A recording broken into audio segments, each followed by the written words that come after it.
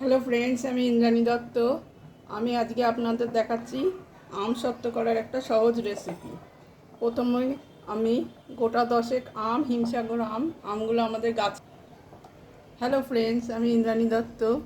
আমি আজকে দেখাচ্ছি আপনাদের আমসত্ত্ব করার একটা সহজ রেসিপি।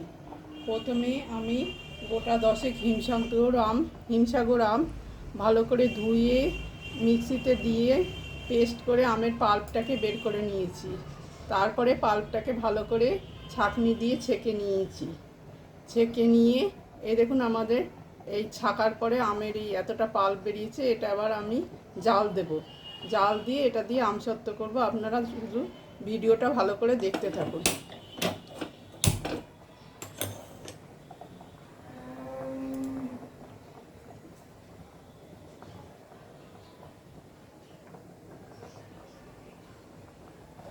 এটা যেহেতু গাছ পাকা আম, এর রঙটাই আলাদা।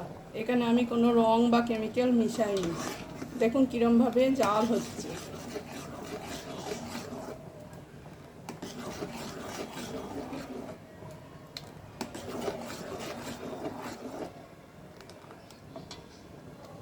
এবার এতে আমি দিয়ে দেব বেশ খানিকটা চিনি।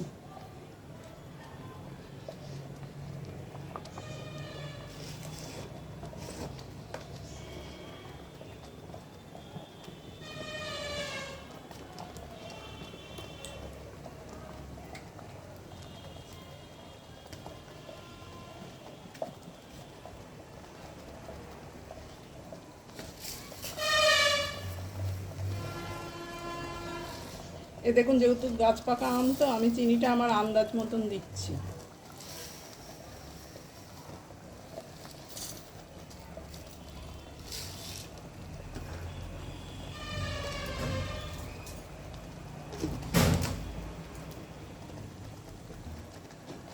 দেখুন আমগুলো কীরমভাবে আমার ফুটছে।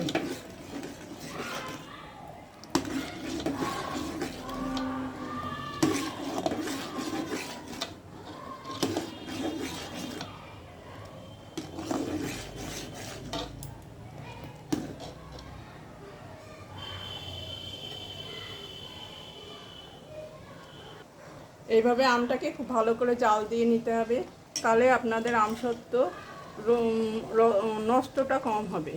এটাকে যদিও আমরা রোদে দেবো, কিন্তু এইভাবে যদি আপনারা জাল দিয়ে তারপরে আমসত্ত্ব দেন, তাহলে আমসত্ত্ব উঠবেও ভালো আর নষ্ট কম হবে।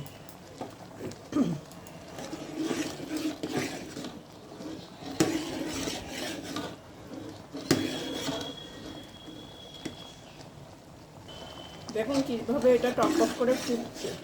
আস্তে আস্তে রঙটা চেঞ্জ হয়ে যাচ্ছে।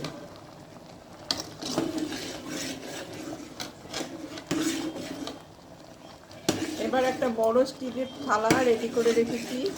থালাটার মধ্যে আমি তেল মাখিয়ে একটু রোদে দিয়ে রাখবো। তারপরে আমসত্ত্বটা একটু ঠান্ডা হলে ওর মধ্যে দিয়ে ভালোভাবে ওটাকে ড্যাব ড্যাব করে আমি রোদে দিয়ে দেবো। দেখুন আমাদের আমের কালারটাই চেঞ্জ হয়ে গেছে। এইভাবে ভালো করে জাল দিয়ে আমি থালার মধ্যে দিয়ে রোদে দেব। কিন্তু আমি আমসত্ত্বটা আপনাদেরকে এখন দেখাতে পারবো না, কারণ মোটামুটি এটা 2 দিন রোদে দিতে হবে। আমি যেহেতু এডিটিং করতে পারি না, আমি যেদিনকে জ্যাম তৈরি করা, পাকা আমের জ্যাম তৈরি করা দেখাবো, সেদিনকে আপনাদের আমসত্ত্ব তুলে আমি দেখাচ্ছি। আমি এটাকে এখন একটু ঠান্ডা হলে থালার মধ্যে দিয়ে রোদে দিয়ে দিচ্ছি। এই দেখুন আমি থালাটায় ভালোভাবে তেল মাখিয়েছি।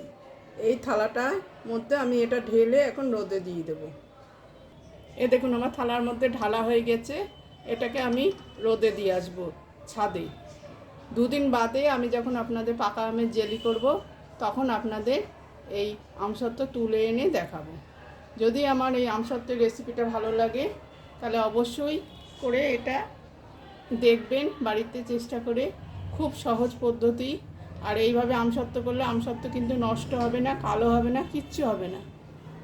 আর আমার রেসিপি ভালো লাগলে এটা লাইক করবেন, শেয়ার করবেন, আর সকলের মধ্যে সাবস্ক্রাইব করে দেবেন। তাহলে আপনাদের একটা সাবস্ক্রাইব পেলে আমার অনেক উপকারে আসবে। ধন্যবাদ।